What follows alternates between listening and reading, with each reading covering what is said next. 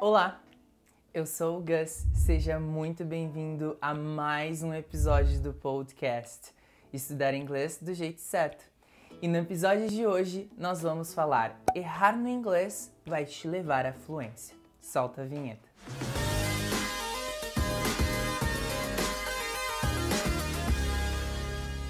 Não é de agora que eu escuto os alunos falarem que têm medo de errar no inglês e se travam por isso. E mais, isso talvez nem seja a sua culpa, é algo muito imbuído no nosso subconsciente e vem da nossa cultura brasileira.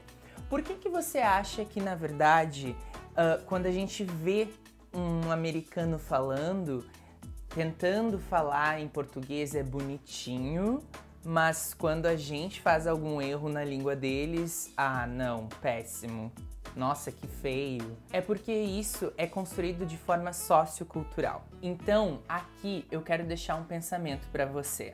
It's not a mistake, it's a learning opportunity. Não é sobre falar errado, é sobre a oportunidade de aprender.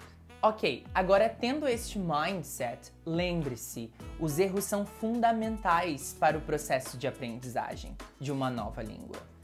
E mais, eles são inevitáveis, então não fique brigando quando você realmente cometer um erro. Logo, pare de fugir disso. Mistakes are wonderful and being wrong is the best thing that can happen. Conforme você vai cometendo erros em sua aprendizagem e se auto-percebendo, os meus alunos fazem muito isso, esse é o jeito mais rápido de melhorar o seu inglês. Então aqui vai 8 dicas de como errar no inglês te levará à fluência. A primeira, direcione as suas correções. Faça um checklist do que não está claro para você e ignore todo o resto. Segundo, encoraje-se a perceber os seus erros. Encoraje-se a perceber os seus erros. Provavelmente você não vai ser o primeiro e nem o último a fazer esse erro enquanto está produzindo a sua conversação no inglês. E também encontre fóruns que dividam a mesma dúvida que você. A gente tem o Quora, que lá a gente recebe até as dúvidas via e-mail. E também você pode fazer parte da nossa comunidade lá no Telegram, o link vai estar aqui na descrição.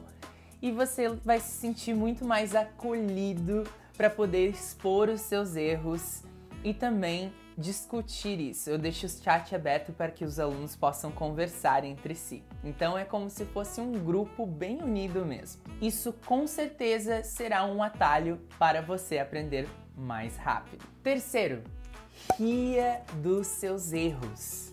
Isso porque você precisa lembrar que a aprendizagem é um processo super leve e divertido. Afinal, além de rir dos seus erros, você consegue tirar a seriedade e o peso que talvez você deve estar se colocando em si mesmo, cobrando demais para falar perfeitamente. Quarto, crie gestos. Você precisa que a sua mente linke isso.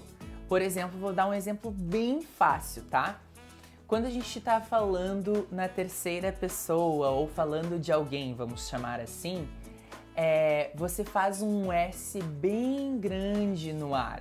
Isso vai levar a sua cabeça a entender que quando você falar, vamos supor, My mom drinks coffee. E aí você não vai se esquecer mais. A sua mente vai criar uma memória desse momento e voltar para ele quando for preciso. O quinto, transforme o seu erro em pergunta. O nosso cérebro, ele adora perguntas. Transforme o erro em uma pergunta e encaminhe para o seu cérebro em formato de dúvida. Assim você vai tomar a decisão de aluno protagonista e procurar ou buscar pesquisar pelo erro sozinho. Assim o erro vira dúvida e você desperta a curiosidade no seu cérebro. O sexto, não se culpe. Guys, isso é muito importante. Aqui você precisa entender, por exemplo, que para produzir um trabalho que exija writing, escrita, entenda que às vezes a gramática precisa ser reescrita ou que ela precisa de uma edição ou uma melhor formatação, ou dizer aquilo. A gente faz isso no português, irá fazer tal coisa, não, fazerá tal coisa. A gente faz isso no português. Então, às vezes, há ajustes e adaptações que você precisa fazer, pequenos ajustezinhos, quando você está produzindo alguma coisa. E aí você deve examinar que habilidade você está exercitando. Na fala é dar uma respirada, que nem eu estou fazendo aqui, ir de novo. No inglês é a mesma coisa. Na escrita também. Você vê se você conjugou alguma coisa errada ou usou uma palavra que você não tem muita certeza. E assim você vai anulando esses erros ao passar do tempo. O sétimo é quando? Pergunte-se quando tal evento aconteceu. Assim você vai ensinar o seu cérebro de forma intuitiva a aprender os tempos verbais do inglês. Não decorando regras e não fazendo exercícios chatos, mas sim sempre encontrando a situação. A gente chama isso de functional language no inglês. Ou seja, você traz algo situacional e aí você consegue conectar a gramática ao contexto, criando assim não só as pontes de conhecimento, mas sim estabelecendo isso que a gente fala do functional language, ou seja, algo que se torne funcional para o seu cérebro. Sempre lembrando, informação ela é acumulativa, conhecimento não. Você precisa absorver e não decorar as coisas. E antes da gente falar o oitavo e último, não se esquece de se inscrever aqui no canal, deixar o seu joinha, isso ajuda muito no engajamento do canal, você sabe disso, e compartilhar esse vídeo com aquele seu amigo. Além disso, comente aqui o que você está achando do nosso podcast e pode sugerir à vontade temas que você talvez tenha dificuldade ou dúvidas sobre isso. Oitavo, desprenda-se. Se solta, relaxa. Não fica tentando observar e ver se você está falando corretamente, se está tudo sendo produzido perfeitamente na fala. Não vai ser assim de primeira. A gente sempre vai cometer um erro ou outro, porque a gente precisa produzir essa narrativa.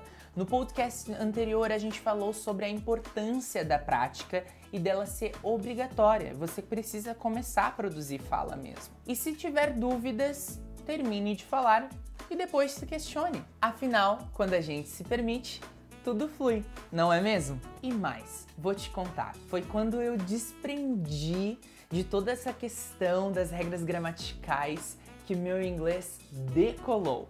É por isso que eu estou te falando isso. Se desprenda e o seu inglês vai decolar também. Então é isso, eu vou ficando por aqui. Eu espero que esse vídeo tenha contribuído para ajudar um pouquinho mais na sua fluência, porque é isso que eu quero com cada um de vocês que façam parte da nossa comunidade e que o Fluente para Sempre se torne cada dia um pouquinho mais fluente. Vejo você no próximo vídeo. Love ya, see ya and bye!